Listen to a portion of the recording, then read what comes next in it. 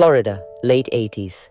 A woman is walking along the shoulder of a highway at night. Men pull over, sure that in a couple of minutes they'll be back on the road. But some of them will never make it home. Her name is Aileen Wuornos. The court will say, serial killer, 6 victims, death sentence. But before that verdict, there was an 11-year-old girl who, according to her, was beaten, used, and eventually thrown out to live in the woods. In this video, we're not going to turn her into a victim, and we're not going to justify the murders. We'll break down exactly who she killed, how they caught her, what happened during the interrogations, and why psychiatrists ruled her sane. And then we'll ask a question that's hard to shake. Where was the system when there was still a chance to stop this story? Childhood. Aileen Wuornos was born on February 29, 1956 in Michigan. She never saw her father. He was in prison on charges related to crimes against children and died behind bars, never getting out. Her mother was very young, couldn't handle the kids, and when Aileen was only a few years old, she left, basically abandoning her and her brother. The girl and her older brother were taken in by their maternal grandparents. For many years, little Aileen thought her grandparents were her real parents, and her biological mother was just an older sister. The family was built on secrets and half-truths from the very beginning. All of this played out against a backdrop of constant yelling, alcohol, and strict control from her grandfather. According to Aileen herself, there was no care or support waiting for her at home. She said her grandfather could beat her with a belt, humiliate her, throw her outside as punishment. Later, already after her arrest, she would also talk about abuse in the family home, about crossed boundaries and an adult man from their circle who, in her words, treated her in ways no child should ever face. Some of these details exist only in her own words and retellings and are not directly documented, but even without them, the picture of the family looks extremely unsafe.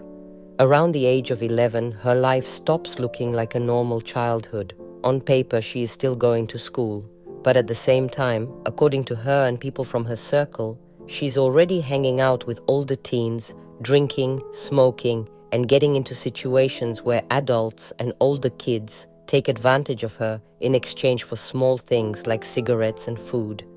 At an age when most kids are thinking about toys and homework, she's learning to trade herself just to avoid going hungry and to feel at least some control over what's happening.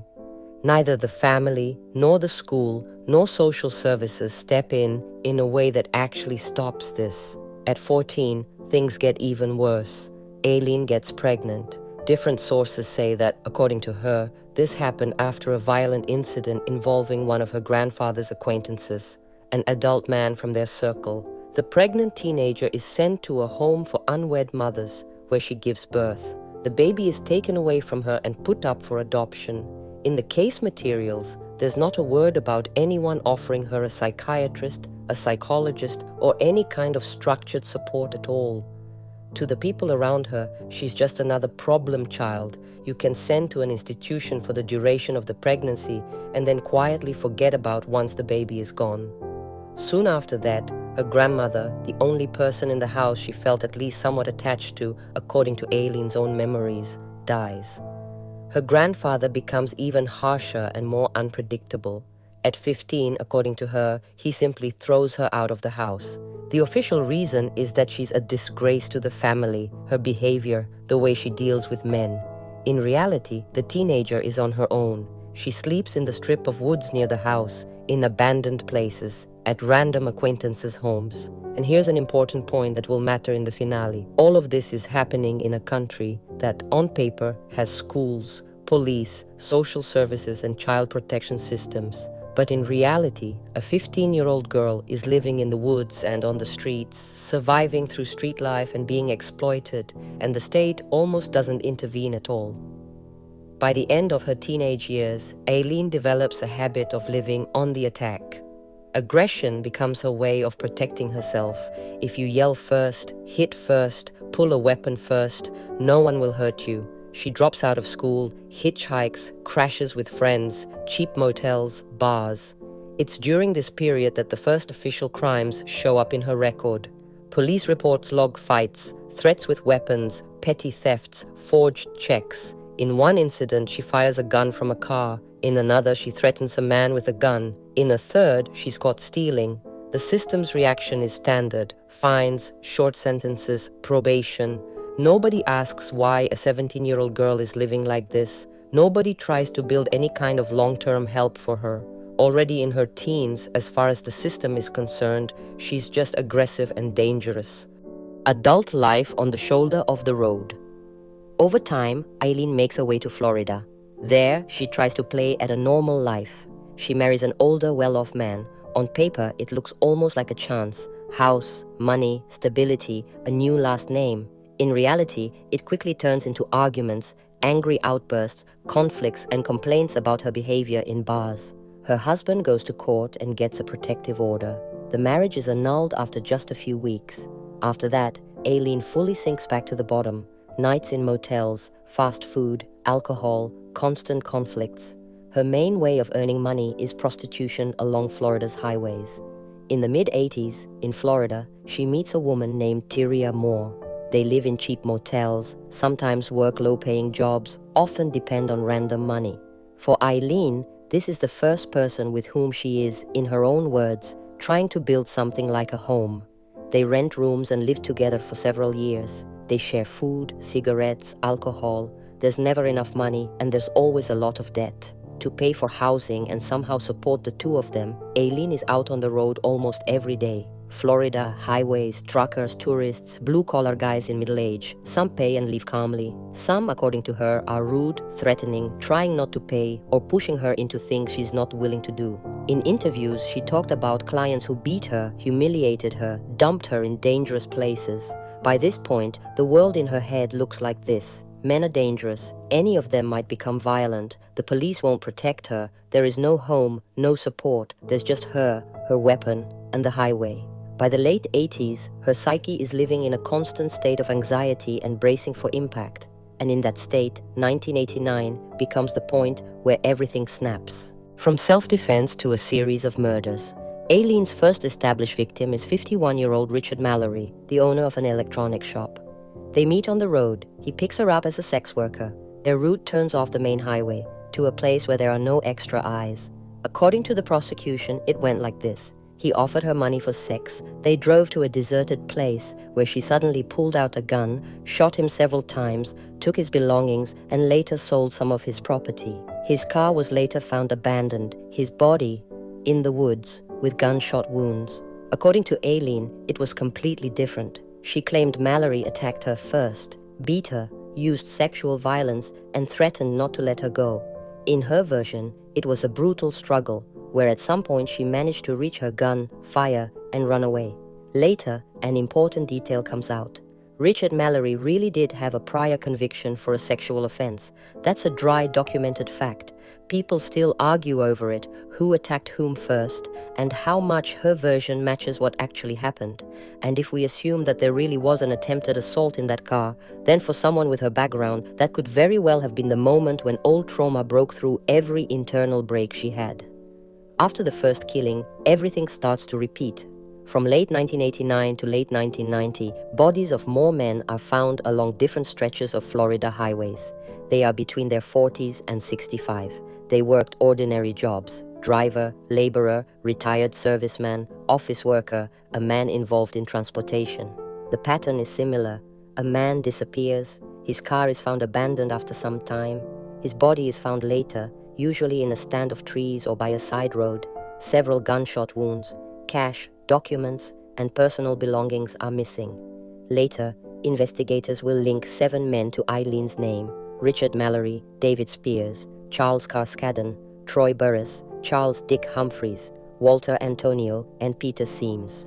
All of their bodies except Seams's will be found. In his case, only the abandoned car and evidence that, according to the investigation, leads to Aileen and Tyria are discovered. Officially, she will be convicted of 6 murders. The 7th episode will remain part of the broader case without a separate murder conviction. Aileen will later say that all of these men were her clients. In some interviews and testimony, she will insist that each of them attacked or threatened her, and that she was only defending herself. In others, she admits that money and robbery were also motives, and that at some point it became a mix of self-preservation and built-up hatred toward men who, in her view, had been using her all her life. At first, police in different counties don't link these murders. Violence on the highways isn't rare in Florida, but the more bodies show up in different counties, the more it looks like a series. The turning point comes with one car crash. One of the cars tied to a victim is involved in an accident. Witnesses see two women climb out of the wrecked vehicle and quickly try to leave the scene, abandoning the car. People remember their height, age, clothing, and how they move. Later, composite sketches for the public will be based on these descriptions. At the same time, investigators begin checking pawn shops and second-hand stores.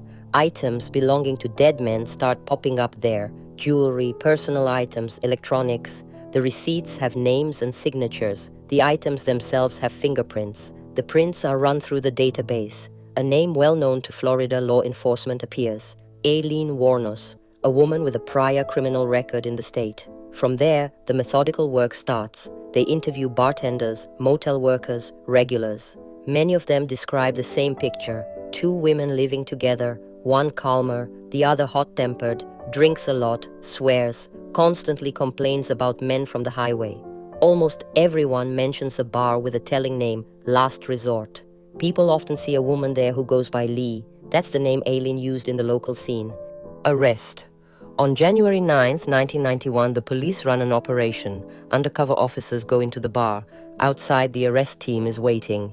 Aileen is taken into custody without gunfire or a chase on an outstanding warrant for prior offenses and illegal possession of a firearm. On paper, it's just another arrest of a problematic woman. In reality, it's the arrest of the main suspect in a series of highway murders. But her name and fingerprints alone aren't enough for the investigation. They need someone who lived with her all this time and can connect the dots. After the arrest, Aileen is not released. She's kept in the county jail while evidence is checked and interrogations go on. Investigators already have her fingerprints in victims' cars, pawned items, eyewitnesses to the accident, but they still need someone who lived side by side with her for years and can pull the whole picture together. That person is her partner, Tyria Moore. Police find Tyria in another state, question her, and make it clear. On paper, she can easily be seen as a potential accomplice. From the investigator's point of view, she either goes as a pair with Aileen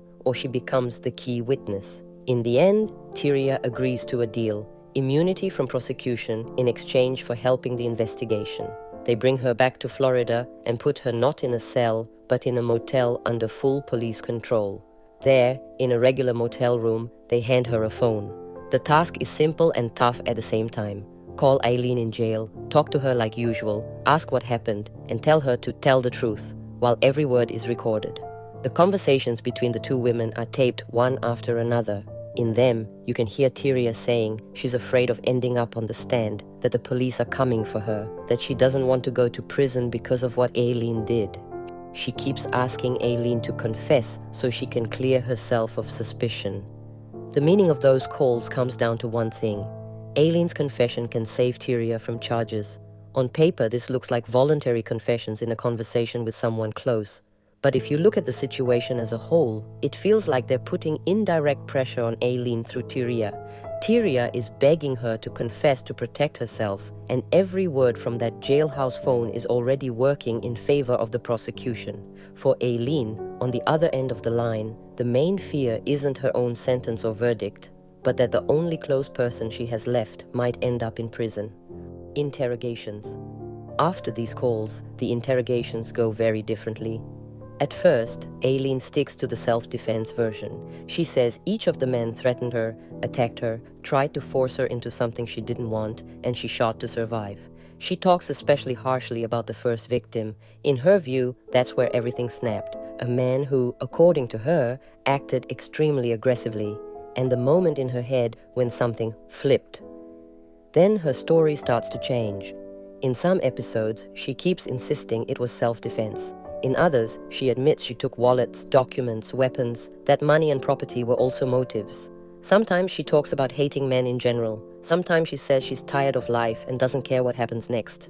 For the defense, this is a problem. When the defendant keeps changing her story, it's easier for the jury to believe the prosecution's harsher version. For prosecutors, on the contrary, it's convenient. This doesn't look like defensive actions in one desperate episode. It looks like a repeated method of attacking and robbing. Trial.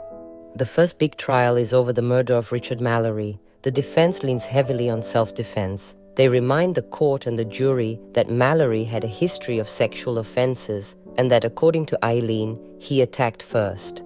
For the defense, this is a way to show context. In front of them is not just a cold-blooded killer, but a person who may have snapped after yet another assault. Prosecutors answer that, at the time she met him, she didn't know about his prior conviction. For them, something else matters, that she got into his car, drove with him to a deserted place, shot him several times, took his belongings, and disappeared. On the prosecution side are the victim's belongings, fingerprints in the cars, pawn shop records, witnesses to the car crash, recorded conversations with Tyria, where Aileen takes responsibility.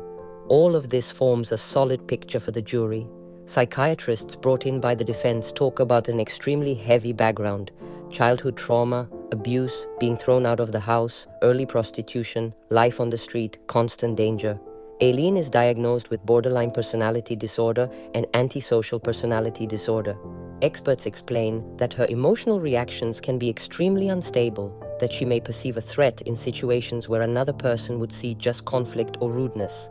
At the same time, not a single expert says she didn't understand what she was doing. The legally important conclusion is this: at the time of the murders, Aileen understood the nature of her actions. She knew she was shooting people, and she was capable of controlling her behavior. In other words, from the court's point of view, she was sane. That gives the court grounds to hold her fully responsible for her actions. In the Mallory case, the jury returns a verdict: guilty of first-degree murder. The judge sentences her to death. Then other trials follow for the remaining episodes. They go faster. After the first death sentence, the defense has fewer and fewer chances. In the end, she receives 6 death sentences in the cases that are brought all the way to final judgment. From the time of the first death sentences in the early 90s and almost until the early 2000s, her case is constantly tied up in legal proceedings. Appeals reach the US Supreme Court and are cut off by the mid-90s, and then for several more years there are attempts to have the sentence reviewed within the state. By 2001, Aileen herself asks for all of it to stop. In letters to the Florida Supreme Court, she writes that she killed these men, robbed them, and demands to be allowed to withdraw all further complaints and appeals. After that, the legal part of the story is basically over. The sentences are confirmed, there are no new chances for a retrial, and all that's left is to wait for the execution date. All those years, Aileen lives on Florida's death row, a single cell, strict regime, and a slow wait for the end.